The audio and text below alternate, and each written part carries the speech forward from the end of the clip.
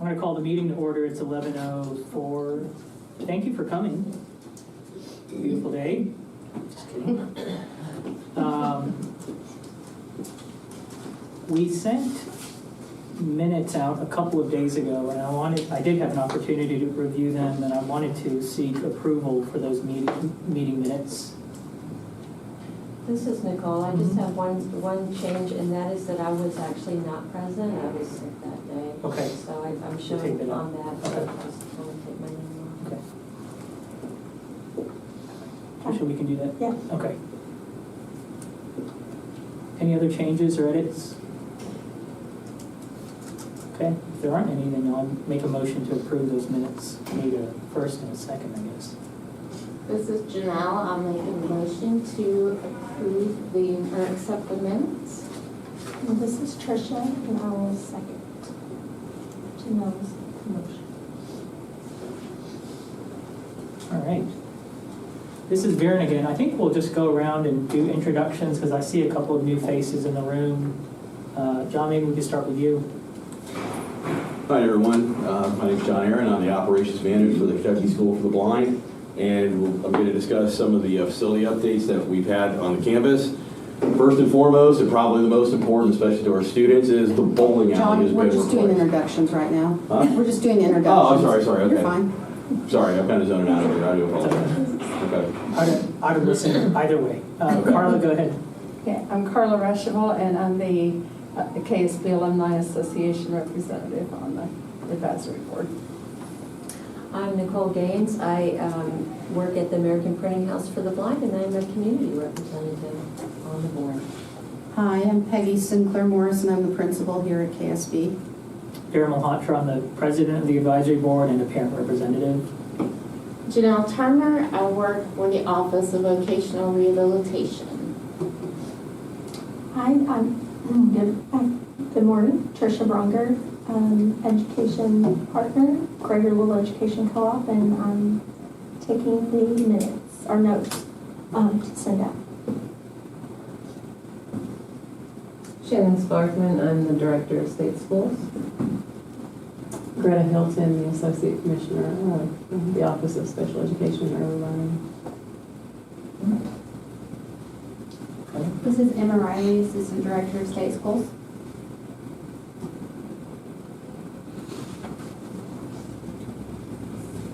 All right, good. All right, great, thank you. Peggy, I'll turn it over to you. Okay. So unfortunately, Kellen Garland, our new assistant principal, he is out sick. He hasn't worked in an elementary environment in a while, so I think he's catching all the things. But again, we're just thrilled to have Kellen. He is a former principal in Bullitt County. He was an assistant principal at the Shelby Alternative Academy. And so he comes to us. He was also a special ed teacher, specifically EBD teacher. So he comes to us with not only deep special ed, but deep administrative experience. And he's jumped right in. The kids love him. The staff really likes him. He just seems to be a natural fit. So hopefully he'll be here in February and can come to the meeting. But again, we're just really, really excited to have him here. So I know teacher openings, we still have an assistive technology teacher opening. We have a long-term sub-ed right now working with students, and also one of our other staff members, our outreach AT consultant, is working with students as well for coverage. We have not had any applications, so if anybody knows a teacher of the visually impaired who AT is their assistive technology, is their specialty, is something that they love, we would love to have them apply. We've been advertising as much as we can, but it can be a hard role to fill, unfortunately. We have an MSD, moderate severe teacher position open. We've offered it to somebody and are waiting to hear back to see if that individual will accept the position. We're, again, feel like, this person just sort of dropped into our lap. Very experienced person, so we're fingers crossed that she accepts the position. Again, as always, we have paraprofessional openings, we have dorm staff openings. Again, we continue to set up interviews for those, but they can be challenging to fill sometimes. This is Nicole. I just wanted to let you know that one of the things that APH has is it's kind of a learning management platform. It's also got some professional communities like discussion boards, if you will, and it's really directed toward TDIs. Oh. So you guys would be welcome to post, you know, I can kind of talk with you offline and about how you could post your positions there, and that would get out to a lot of TDIs, so that might be beneficial to you guys. And, you know, there's no cost or anything to participate on those professional communities boards. Okay, no, that would be fantastic. Yeah, any way we can get it out, that would be, Sure. that would be wonderful. Thank you. We have a new person, a new guy starting in food service December 1st. And then some other great news is we have a new nurse starting December 1st or 2nd, I can't remember specifically. So our nursing staff will be fully staffed for the first time in a number of years. We'll have 4 full-time nurses on staff. So that's 2 on first shift, 1 on second shift, 1 on third shift. So that's going to be a big relief for the 2 nurses who've been working incredibly hard and just, you know, for families and staff and students. So we're excited about that. So that's all the new positions and all the openings we have. Did anybody have any questions before I continue? Okay. We do have, again, we have a new science teacher this year in high school who is phenomenal. She has a baby hedgehog in her classroom. So I got to hold the baby hedgehog. She's very tiny, she's not big. So the kids really enjoy it. And again, she's been just a great addition. I think some of the new staff we've gotten in have been really, you know, they just come in with such positive feelings and just, you know, I think it carries through all across the building. So it's, the new folks have really been a blessing. Bruce Blanton, our dorm director, was not able to come today, so just wanted to update you on dorm a little bit.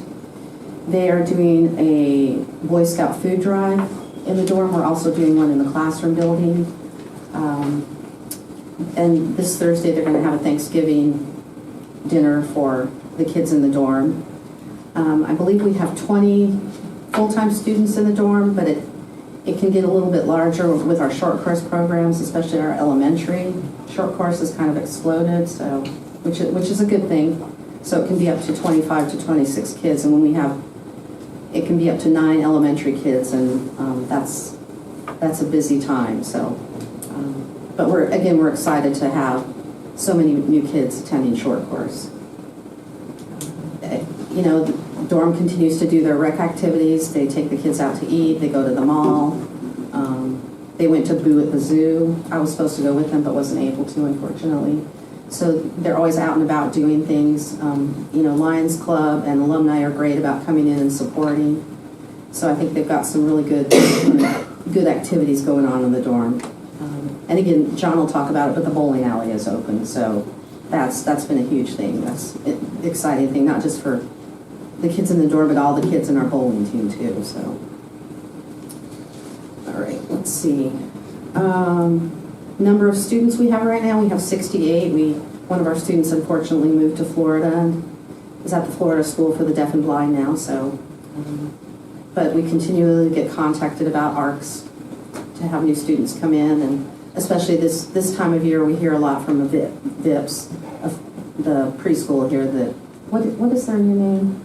Oh, I should know it. I don't. Yeah, VIPs has a new name. It used to be Visually Impaired Preschool Services, but they rebranded, and I can't think of what their new name is. But we get a lot of requests for VIPs family to come and tour. So we've had quite a few little teeny weenies and their families coming and touring and visiting, which is always fun. So because they're very cute.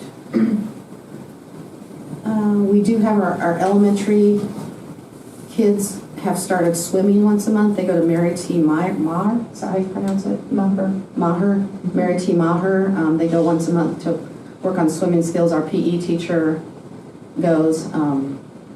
So that's been a really good thing, because we've talked a lot about water safety for kids, and I know sometimes people get nervous about, like, oh, you kids who are blind or low vision, that's scary having them in the water. So we feel that it's very important for them to learn skills. And so we do have people that are lifeguard certified that go. And the kids love it, So talking about winter, yay. We're hoping it's not going to be like last year. Today we're actually, staff is meeting to finalize kind of our NTI, non-traditional instruction plan. And what they have done is, again, we have to look at each student individually and what their needs are. So middle and high school, it tends to be a little bit easier to do, send assignments via email. All the devices will start going home every weekend, starting this weekend. Elementary, again, and our kids with more complex learning needs, you really have to look at it and individualize it. So our elementary teachers, our Braille readers, they have sent 10 days worth of NTI materials home with kids. So whether that's Braille, that's manipulatives, that's hands-on, any kind of hands-on material, those should go home. All of them should go home by Friday, so that they can keep the materials at home. If they don't use them, great, they can send them back. If they do use them, hopefully not all 10 days worth, then we'll replenish what they need. So again, we found last year what we experienced was, one size doesn't fit all, and it was very different from COVID. And so teachers will be available all day, but they won't be online all day. They'll have like 2-hour windows where they can have like school or office hours. Parents can contact them. They can get online with kids. And again, this Friday we're going to resend out. We did a video at the beginning of the year on NTI. We're going to resend that out in the SMORE on Friday, just with a little blurb saying, just in case, this is how we're preparing, this is what's going on. Just to be open and communicate so that, again, people know what's going on. How we'll respond to NTI, what happens is I'll discuss, again, with my admin team, and then I talk to Shannon, and Shannon, makes a recommendation up to Greta and then the commissioner, and then we're able to, if we need to close, then we send it out through one call, we put it on Facebook, we email, all the different kinds of communication platforms that we have. And again, if we have students on campus, I know a couple weeks ago when we had the UPS plane crash, the kids were under shelter in place here in the dorm. And Jefferson County did close, but we did not, just because if we have kids on campus, we'll have school. If the roads are too dangerous, again, we'll take that into account. But, again, if we have kids here, we've got to feed them, we've got to take care of them. So we have to look at things a little bit differently sometimes. But I think we really learned a lot. I learned a lot from last year. So I think that's all that I had. Does anybody have any questions or want any clarification on anything? I don't, this is Nicole. I don't actually have a question, but I did just have something that I wanted to share, and that is, I know that KSB acquired a large number of the Monarchs, and I wanted to just give kind of a brief update that we are hoping to launch the distribution of 3 eBraille files in January. And so I will keep you posted on that, but once that is in place, basically what we've been waiting on for the launch of that of material in that new digital Braille format is basically the Monarch. We've still been waiting for our software vendor to work out some kinks with the reading software. And we're hoping that release will happen in early January. It's slightly possible it might happen before then, but I'm more confident that it may happen in early January. And once that happens, then anyone who has a Monarch will be able to request eBraille for any APH book that's available, and you would just search the Louis database to see if we have the textbook already. And there will be an online form, and you could just request that free of charge. And so I just want to let you know that we're in the kind of a home stretch there in terms of getting the eBraille launched. And, that's so our Monarchs, that's a game changer for Braille readers. But having the eBraille is even bigger because, as you know, a math geometry book, again, I don't know what the cost is now, but back 10 years ago when I was teaching, it was $10,000. for like a Braille geometry book, and so I imagine that's doubled or tripled by now. So, just having the availability, and then you don't have to wait for the volumes, and just, having it right there is a real game changer. I did attend the American Foundation for the Blind Leadership conference last week in DC, and APH also has what's called the RISE project, and it's they're recruiting adults or young adults who are going to work or are working or in college working towards getting a job, and they provide a Monarch for the student, and then I don't know exactly. I don't know if they test it and use it to see how it works for their job, but again, it's kids that like maybe graduating from high school this year and going into the workforce. But you can read about it on the APH website. It's a really cool, really neat project. Yeah, and this is Nicole again. Basically, it's a 5-year project, and they're working right now with the second cohort, but they are going to have applications again in the spring. Yeah. So if you know of anybody who's seeking competitive integrated employment, we can also kind of let you know when that application process opens up again. But yeah, we're really excited to get feedback on that as well in terms of how Monarchs could support folks who are in the workplace and who are trying to get competitive integrated employment. And so just mentioning that. Yeah, so that was one thing that I thought was neat. So I passed that on to some former students here, but they also talked a lot about AI for the blind and low vision population.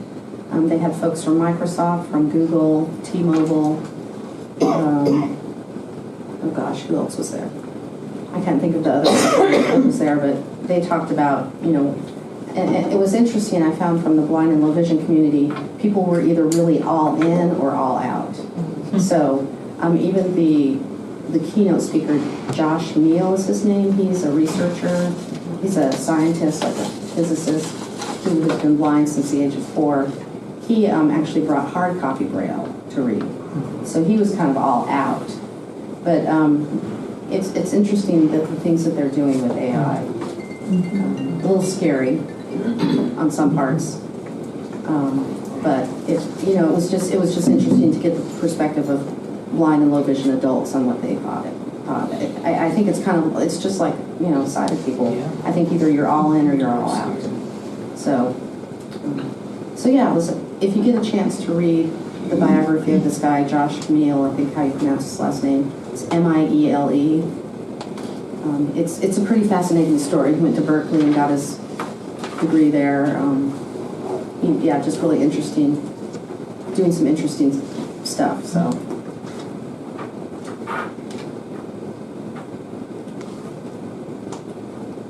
All right, were there any other questions? Thanks, that's a really great update. Thank you.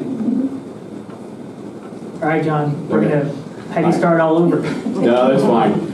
Sorry for the early start. Sometimes my brain goes on a little vacation every once in a while, and I was kind of having that moment right there. All right, so for our facilities update, for those of you, who a lot has been happening across the campus over the last year. And first and foremost, probably one of the most important events, especially for the kids, is the bowling alley has been replaced, right? We've replaced the existing bowling alley, which was installed in 1975, and it was just worn out. We installed it with a new system. It's called a string pin system. It's a full regulation length bowling alley. And this system, it's just like any kind of system that's in any bowling lane or any bowling alley in the country. So our students, the bowling team can use it for practice. They can hold competitions there and all that stuff. But it's a new system. We have new balls, new shoes, and the system's fully operational. We've already had kids using it, and we've received a lot of positive feedback from it. Another event that's been happening is we've been upgrading the HVAC systems of the campus, across the entire campus. We're going to a geothermal system for many of the campus buildings. This geothermal system has the well field is located down in the athletic field. The status of the well field is that the installation is complete and the athletic field has been repaired. With the final action is that the long jump, the triple jump have been installed. the rubber surface put on, and they've been painted. They were painted yesterday, so the athletic field is complete, and it'll be ready for use in the springtime. The pump station is located in the Langen Gym, and from Langen Gym, the geothermal will be distributed, or is distributed out to Hartford Food Service, Evans Dormitory, and eventually both of the classroom buildings. The benefits of this system is we expect to see much lower operating costs and much lower energy costs, which is a major concern of mine on this campus. As part of this project too, we've been doing lighting upgrades on all the facilities. We have all new lighting and new electrical here in the Hartford Food Service building. And then we have new lighting and new electrical systems in both classroom buildings. The lighting in the classroom building is designed so that the teachers can adjust the temperature of the lights, based upon the student needs. They can go to the warmer lights or they can go to the cooler lights, and they can brighten or dim the lights as needed. And on both of those projects, the current status is we're just doing a bunch of the final punch list items, such as getting the systems testing and balance completed in the classroom building, so that all the units heat equally. We had a problem with some of the units. Some of the rooms would be 80 degrees, the other rooms would be 60. We've got that worked out. I think we got a couple of rooms that we still just have to follow up on, and then that project will be finished. Other events that are happening is Evans Dormitory. We plan to reopen and have students in it in January. For those of you not aware, several years ago that building flooded from a burst sprinkler line. So the entire interior of the building has been redone. It's been repainted. We have new furniture installed. New heating and air conditioning has been installed with the geothermal systems, and all new lighting in that facility, right? So we're just putting some final touches on that building, such as we had to get the downspouts repaired on the building because it was flooding the foundation. We got that fixed, and the dorm staff plans on occupying the building in January. With the Charitable Foundation, we've just completed the ADA ramp and front entrance to the facility, and on the first floor there's an ADA compliant restroom in that building. And the next major event we have coming up is a new greenhouse. Right now we're still working through some of the design issues to get approved through the state. Mostly it's just the architect needs to provide information on, like, how much, what is the weight capacity of the roof and stuff like that, so they can get the plans approved. And then we plan on starting construction on that in the springtime. All right, so in a nutshell, those are our updates to the facilities. Does anybody have any questions? I think I just want to make a comment. Obviously, the buildings are being put in good order, and there's really big projects being done, but it's the small things that my son takes the most pride in, like the bowling alley. Yes. And I know that that's the smallest and probably one of the least complicated projects, but it creates a lot of pride. So, I really appreciate the work that your team's doing and the pride that it creates for the students. It's a really big deal. Thanks. And that's an effort on a whole bunch of people up at the state level and stuff. Because the ultimate, the goal of this, of all the facility updates, things that we do, is that I want this campus to resemble a small college campus. Mm-hmm. All right, so, like, as we know, human beings are visual animals, right? So if they come into a facility, and we can have a great staff, we can have a great program and stuff, but if they see things like the ceiling tiles are stained and falling apart or missing, the place looks dirty, then it's a real hard sell to convince the parents to send their children. All right, so my goal is to make this place resemble a small college campus. This should, like, if you're a parent and you've just driven 3 hours to come here, this place better, if that was me, this place better impress me. All right, so that's the goal, right? So the ultimate goal is we resemble something like the U of L campus. I'm humbled by that vision, really. That's so impressive. And as a parent, I've been there, so I just find that very humbling. Thank you. You're welcome. And my apologies, this is Peggy. John just hired a new maintenance worker as well. Really enthusiastic young man, so we're excited to have him on board. Seth Nolan, right? Yes. Okay.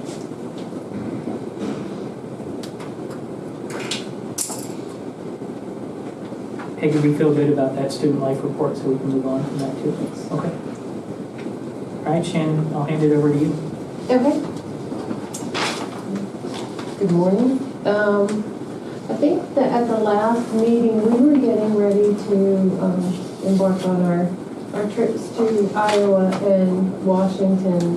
And if I remember, there was a request to showcase some pictures of their campus. yeah, that'd be So I do have those in PowerPoint, and then I'll just walk you through each of the pictures. And, Everybody made their flights on the right day? No? Peggy, you're shaking. No, Courtney, the interpreters got stuck in Denver and Yeah. never made it to Washington, so Okay. I lucked out. I had no trouble, Yeah. but I think other people had, flights were late and there were thunderstorms. And Oh, man. And now I'm gonna see if I can connect.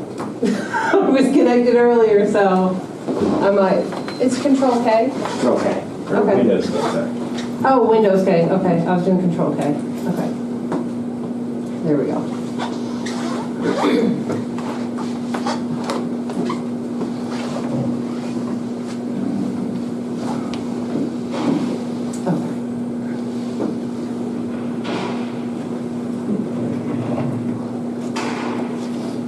So the first picture is a picture of staff in between the signs for the Iowa School for the Deaf Bobcats and then the Iowa Educational Services for Blind and Visually Impaired Rams. And the staff between from left and right to right, we have the principal, the Iowa School for the Deaf, the superintendent, Emma, Peggy, Lynn, Shelley, and myself. When we went to Iowa School for the Deaf, we weren't able to see the whole campus, but we went in and sat down, and for hours they had brought in different staff. We were able to ask questions. They talked a little bit about their programming. It ended with the principal, but we also had their dorm director and their outreach services coordinator, director. I'm not sure the official title. But, so we were able to kind of go through and talk about a lot of their programming, which was really nice. The way that trip was set up, it was a jump from plane to school, plane to school, plane to school. So on this particular day, we arrived there in the morning. Peggy, Lynn, Shelley, and myself had an earlier flight than Emma. So Emma was able to stay, and she continued to talk to the staff there, which was very helpful. And then after our official meeting time was over, we actually went straight to the airport and then flew on to Washington. Showed up the next morning at the Washington School for the Deaf, had lunch, and then were able to visit the Washington School for the Blind in the afternoon. This is Darren. Just a couple of questions that sort of help level set. This is in what city? This is Council Bluffs. Council Bluffs, Which is, I yeah. don't know. It's southern Iowa, Okay. like right across the river from Omaha. Got it. And then Yeah. how many, it's K through 12? Their program is, Okay. yeah. For the school and the School for the Blind is a visual, it's all outreach services. They do not have on-campus services. Oh, okay. In Iowa. Got it. The School for the Blind used to be in Vinton, Iowa, which is Yes. northern, and it closed quite a few years ago. And they consolidated to this Yeah. location. And it's so it's all kids that come in for the day and go home. No, Okay. it's all outreach services, so that they have, I think they have okay. TBIs and O&Ms, and they In go every out to county. school districts. Got it. Yeah. So yeah. they really don't have a school for the blind as such. Right. Yeah, they don't have a campus in Iowa, and then the School for the Deaf in Iowa is a residential program. That's Okay. yeah. So their setup is a little bit different. How many kids are at the school for the deaf? Do you remember? If I remember, it was somewhere around 3. I might be mixing it up with him again. This is 60? Or was it more than that? I would have to double check. It's okay. Because to be I'm just honest, wondering. you know, I was thinking higher, but now we visited This Indiana. is Emma School for Deaf. speaking, I believe it was a little over 100. Oh, Okay, all right, thank you. I knew I was mixing up those schools. So with this, just, I guess, popping in here in the middle, so are we considering combining this school with the School for the Deaf in Danville? No, this was a trip just to be able to make connections. Iowa School for the Deaf uses the same reading curriculum as Kentucky School for the Deaf. So when we were looking at visiting some schools just for professional development opportunities, both of the principals were given the option of picking out which school they were looking forward to kind of connecting with. Dr. Petrie had picked out Iowa School for the Deaf because they had just started the same curriculum that, IKSD that Iowa has been using and has seen some success with for a few years. So he wanted to be able to connect with them on that level. But I'm not aware of any discussions about combining the schools at all. So I think that just happened to be a coincidence that their school was combined in that format when we went to visit. This is Vera, and I just commend your team and the time that y'all dedicated to go out and your personal time to go benchmark versus other institutions. I think it's a brilliant idea, and I'm sure at some point they'll want to come see this fine campus that we're building here as well. But I appreciate you guys taking that time to go out. I appreciate that because I do know that when you connect at that, it's different going and meeting somebody and seeing their program, and being able to learn about the different aspects of their programming. And I think that at the local conference, Peggy ended up running into the superintendent here, so then you already have this connection from that visit, which is nice. You know? I actually picked Hawaii to go visit. I got the thumbs down on that one. So that was it was a great visit. That's awesome. Thank you. Thanks for your time. And then so that's the next day.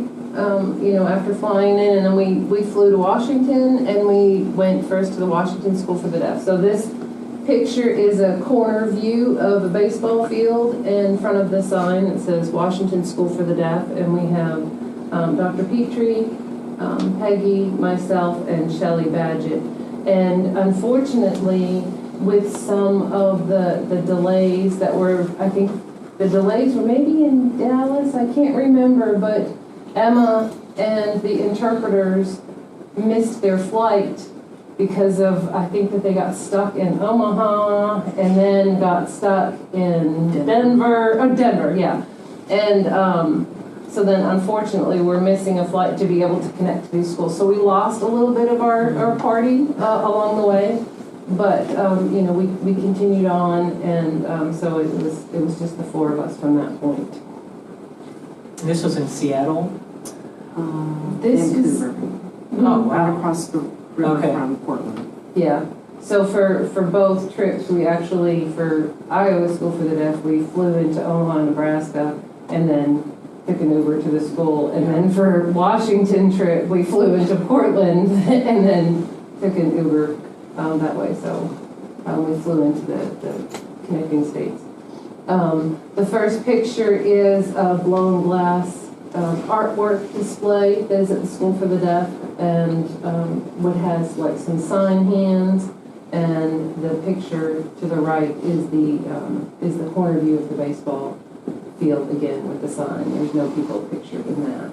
So Washington has, I believe it's some kind of state legislation that on all of their campuses they are required to have local art displayed.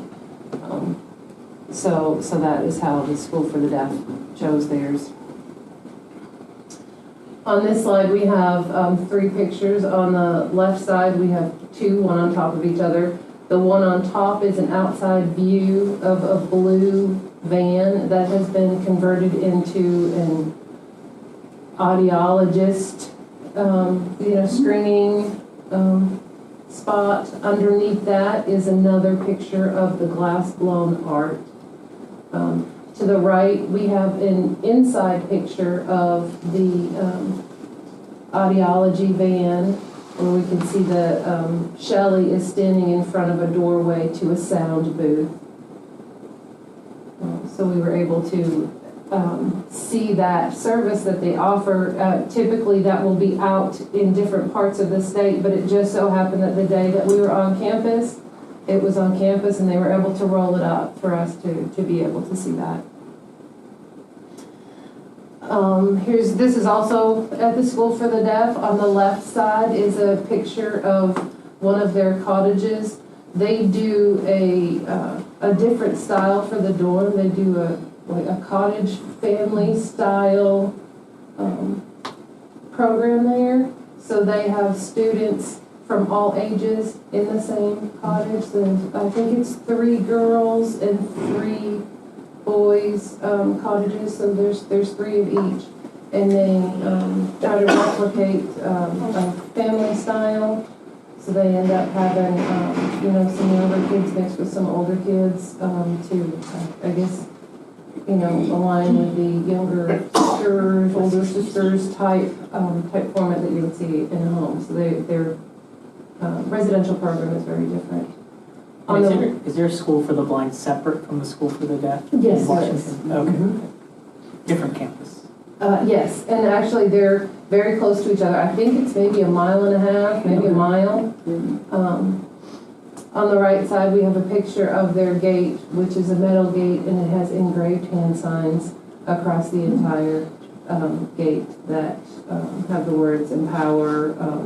There's a few different ones that are kind of repeatedly engraved into the gate. The gate separates the campus from buildings that public access are allowed. So they have a gate that separates students on campus. There's another picture at the School for the Deaf. On the left is one picture of the another glass blown art. On the left is the outside facing of their main building at the Washington School for the Deaf. The Washington School for the Deaf had partnered with, Gallaudet, the architects for the blind. So they have a lot of glass in some of their newer buildings. It was very intentional as far as the design and the materials that were used.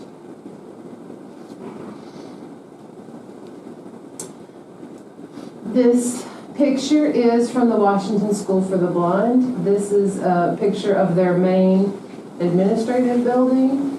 And in front of the steps, from left to right, you have Peggy, Dr. Petrie, myself, and Shelley.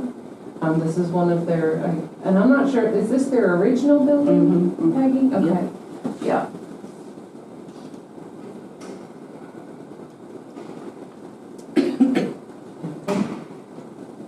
This picture shows on the left, it's a picture of their electronic campus map.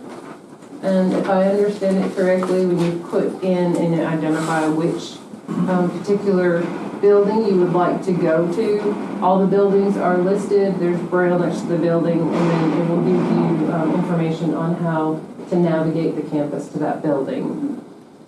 And then on the right is a close-up picture. I believe that one's a selfie. From left to right is Shelley, myself, Dr. Petrie. And you can see the main buildings behind. And this is a campus where kids go during the day? Yes, this is, so that, well, they have residential program as well. With the Washington School for the Blind, they don't have on-campus services for elementary. Okay. So they are grades 6 through 12. So that's a little bit different as well. And what city is it in? Vancouver. Oh, yeah.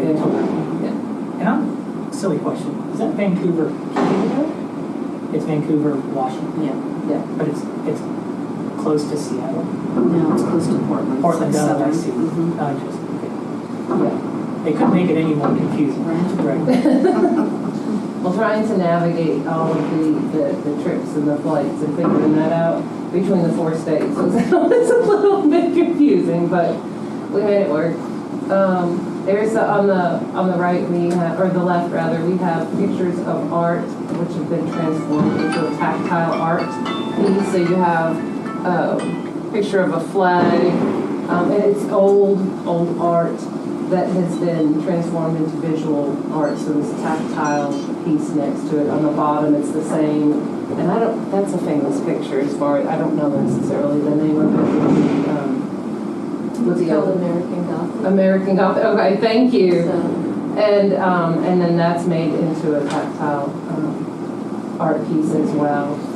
On the right, there's a picture of their sign for the wood shop. So they partner with, I can't remember, I cut off the name apparently in the picture, but they partner with the, do you remember the name of it? No, I don't remember. Was But it it's, volunteer wood shop group? yeah, it's a yeah, I think it's all blind or low vision agency that the school partners with, and together they run a wood shop.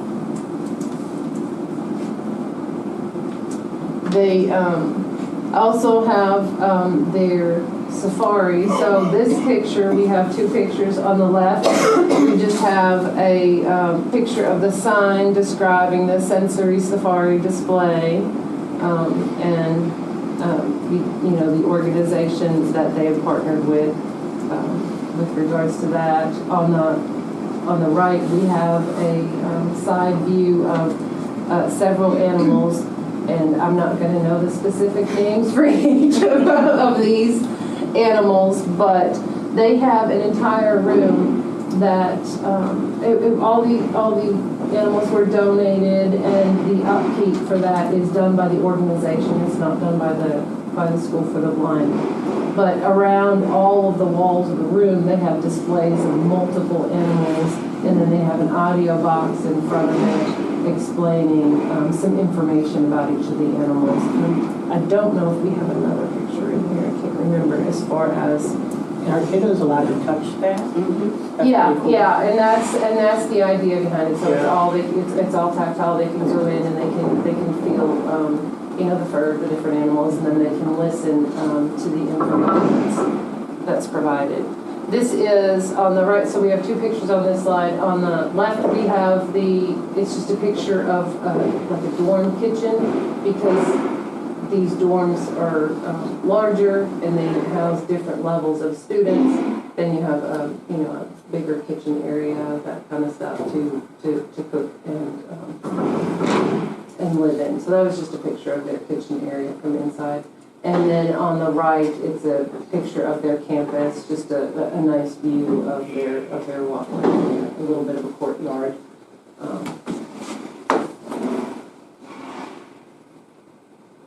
And then this picture is a picture of, there's one picture on the screen, and it's a picture of their music room. And you have chairs and desks around like a circle, almost a full circle, with keyboards on each singular desk. The piano is in the middle, and that was just their music room. You can see some other instruments in the background of that too. They had a nice setup, and grabbed a photo of that. And that is the end of the slideshow. So those were the pictures from that trip. But it was really wonderful to be able to connect. We also, when we were at Washington School for the Blind, we also met with their on-campus director, took us around. We met with their outreach director as well. We met with their principal as well. So, and then their dorm director. So we were able to connect with different staff within the administration to learn about their programming.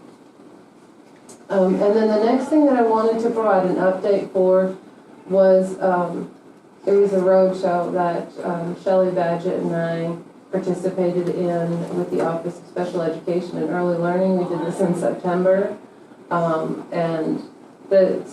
Beginning of year training was provided at each of at the surtax, and it was for their directors of special education across the entire state. So all of the divisions had provided information for all of the directors. Shelley and I went to each one of those. As part of our presentation, we introduced staff and had photos of staff so we could kind of connect some names and some faces for all the directors across the state. We talked about educational programming, enrollment. We shared some information about funding options that are available for transportation for the districts. Talked about athletics, student life, and then outreach as well. And we provided, within our handouts, so just a QR code so that everybody could have quick access to the resources that we have online. So, and that was, I think it was a great trip. It was wonderful to be able to connect with all the directors. We spent a lot of time on the road, but it was well worth it. This is Nicole. Did you go to all of the counties? We went to all of the surtax. So there's the 9 regions. Okay. We went to each one of those. Yeah. Oh, okay. Thanks. Yeah. And I think it's when you end up doing that, you realize how big the state is. But it was great. It was a great opportunity to connect with the directors across the state. So I appreciate the opportunity. Okay, thank you. You're welcome. I maybe had a general question to the Office of Special Ed and Early Learning. And it's just as a parent, I worry for my son and his education. I hear things on the national level about the dismantling of special education, and I don't know whether it's just something to create fear for us as parents, but I was just hoping to get some information from somebody to tell me what's being impacted at the state level, and just as a parent, is there anything that I need to be prepared for my son or the consistency that they continue to receive here in the state of Kentucky? Sure. This is Greta. I think it's a valid concern. Okay. I wish I had more information to share with you. I just don't really know anything. As a grandparent, I have my own personal concerns from a professional stance. What I know is that to date, we've had no changes in our funding. The IDEA still stands as written. I think that's, the most important thing. We're continuing to push that information out, but there's been no change in the law. Schools and districts must continue to implement the IDEA and ensure that students with disabilities have, free appropriate public education afforded to them. And so we are pushing that out in all of our weekly news you can use, and any other publications that come out of my office, is that, yes, we must continue to ensure that our students receive what they are entitled to. There have been no changes to the law. We have continued to receive all of our federal funding. We fully expect to continue to receive all of our federal funding. With this continuing resolution, with the reopening of the government, the reductions in force that occurred at USAID were rescinded, at least for now. So we'll see what happens, when this rolls back around in January. But all that to say, at the moment, states haven't felt any changes with funding or expectations. But I do think it's worth paying attention to. Thank you.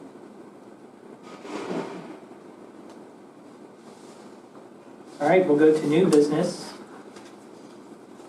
I think our advisory board team maybe had some questions, and maybe they were answered in today's discussion. I did not have anything else new to bring up from my side, but I wanted to open it up to our team just in case there was a topic that they wanted to talk about. Okay. This is Nicole. The only thing that I wanted to mention is that I'm super interested in the tactographics stuff that's going on at KSB, and I know that was discussed at the last meeting that I wasn't able to make. So I would just be super interested in plugging into whoever the point person is on that, because I think APH could help support that, and we'd just be very interested in finding out more about it. I can't remember who the person was. This is Tricia. So when Peggy was the outreach director and we began BLEC as a CERTAC, there had been an audit at Kentucky School for the Blind, and one of the things from the feedback was a lack of tactile resources and opportunities for teachers at that time who were in the VI program and what they had access to as they're learning. And so collectively we had a group of outreach, VI specialists, and AT specialists from Jefferson County, Kentucky School for the Blind. At one time, there was a representative from APH on that group, as well as University of Kentucky VI program. And the intent was to increase the opportunities for teachers at Kentucky School for the Blind first, then thinking about other TVIs across the state, as well as University of Kentucky were hosting classes here. So they were bringing all the materials, et cetera, that they were lined up here to have access, actually in this room. It was a Saturday course, and they were learning about it, but they didn't have access to the materials here at Kentucky School for the Blind. So the goal was to increase resources as part of, I think, the goal of an amazing campus that other people would come to see. But that could be a spark and a richness of having common tactile graphics, because there was different teachers were using different things, and there wasn't a kind of a common usage of tactile graphic here at Kentucky School for the Blind. So we ordered materials with the intent of providing teacher workshop or access, and then even talked about transition experiences that students could experience as far as pre-employment transition services, and for future post-secondary readiness, and just with the amazing changes on the campus. Now we're looking for a safe place that is a strength and not a barrier to access for the, access to looking at that piece that would typically be used by Kentucky School for the Blind outreach. And at that time, it was the VI program, which majority of the teachers from here at KSB were enrolled in those classes. So we have materials that we've ordered. We had consultant support. And now we're looking with all the updates on the campus where that might be located. And the Kentucky Department of Education is on board of helping support that dream come true.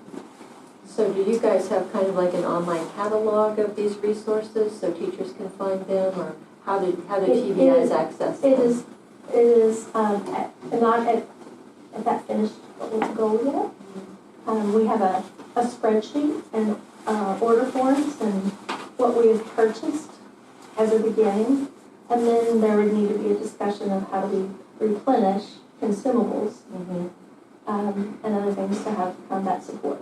And then it could be something that outreach and other VI teachers could see in action here at Kentucky School for the Blind. So the intent was to have it on Founders Day and opening. There's just a lot of barriers that crept up with campus upgrades and things that we just needed to pause, and then we're ready to think about that once we have a set location here on campus. Just one other question. So do you actually have the digital files for these, or are you just acquiring like the hard copy graphics from different providers? Or We have We have a lot of the computer pieces, we have storage, we have ordered kits from APH. That would be something that we would need to take. We have an inventory that's very basic, and it would be about what do we need next. And so I think that's the next phase for the materials and the digital files and, working with MRC as well as others. Well, one thing that I would just throw out there is that APH has a free resource that's available to anybody, anywhere. We currently have about 2,600 tactile graphics in digital format. Most of them are PDFs. And if, we might be able to help you with that. Like if you wanted to have those graphics in TGIL, we could host them for you and make those available. Just, depending on, where what's going to be the most easy way for you to distribute those. Tactographic Image Library started out in 2007 as primarily a resource for professional Braille transcribers who were creating Braille textbooks in order to make it quicker to create graphics for commonly used, images, right? One of the things that I would also highlight is that we are currently building out the collection to also provide direct-to-student graphics for Monarch users. And so I would also just note that it is possible to request graphics, like if students want graphics for the Monarch. We have an online request form for that. And so if there's any way we can kind of support you guys. I was actually just at a meeting last week in Geneva, Switzerland, where I talked with some folks at the World Intellectual Property Organization about the possibility of leveraging that organization to create an international repository of tactile graphics, because the need for tactile graphics is so great. It's like and just to kind of give an idea of that, we only have about 2,500 tactile graphics in the TGIL, but we have people, users in like 68 or 70 countries, and we have like tens of thousands of downloads every year. So there's just this incredible need for more graphic content. And part of that is it's still really labor intensive. I mean, we actually have artists next door who, they go into CorelDRAW and they create the graphics, and it still takes a long time. We do hope that AI, next couple of years might help speed that up a little bit. But all this to say, if there's any way we can partner on that or support you guys in what you're doing, we definitely are all about trying to get more graphics out there to students. So Let's talk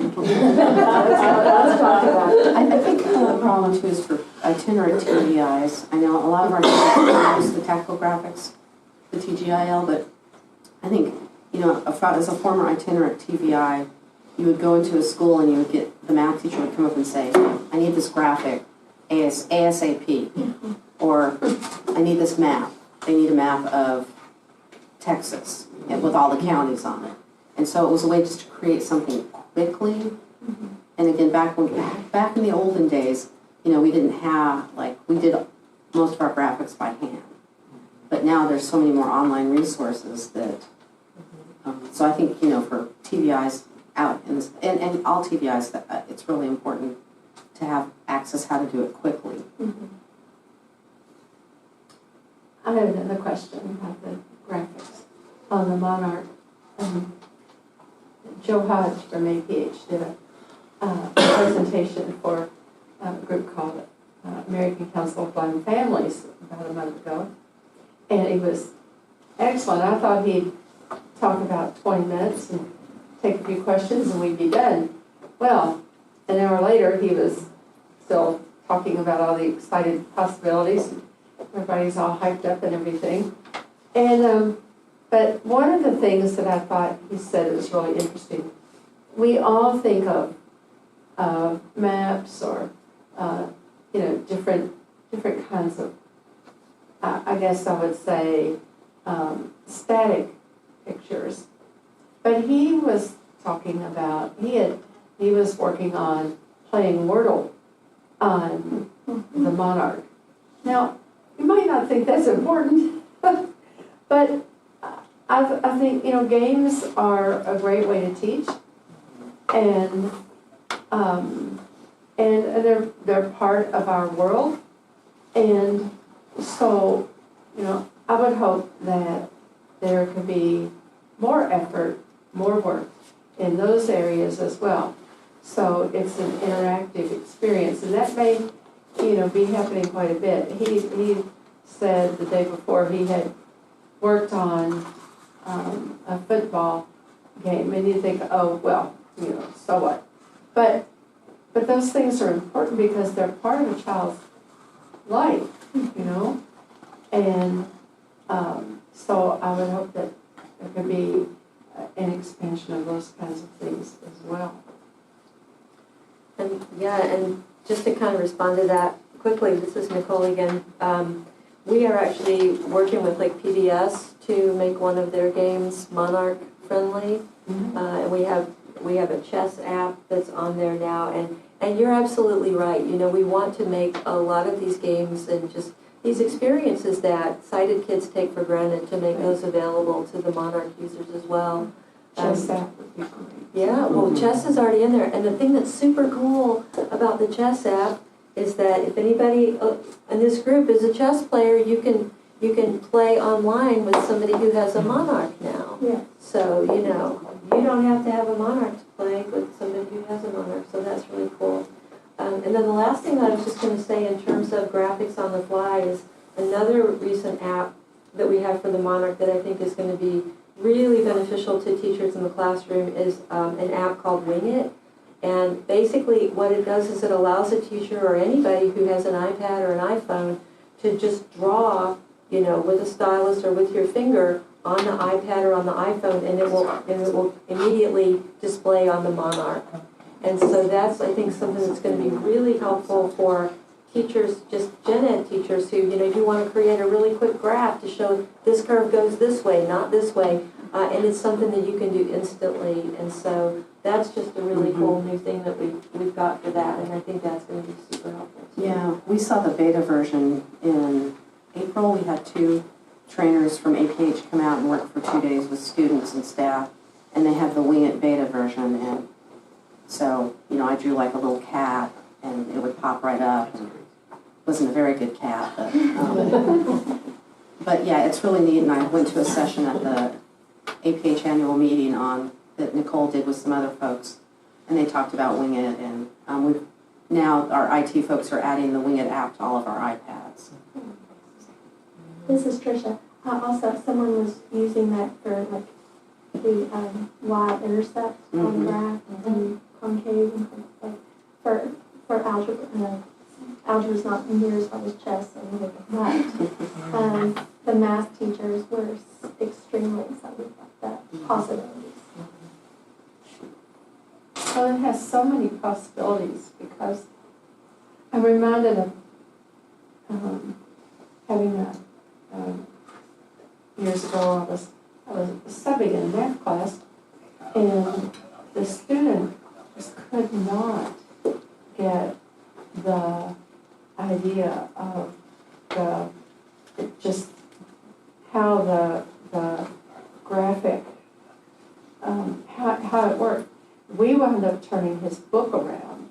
So we had the book facing different directions, and finally he got it. But how much easier it would have been had we had a Monarch, back then, and be able to change the perspective of the figures. I think it's really got huge possibilities. That was a great discussion. I want to thank everybody for their time and energy.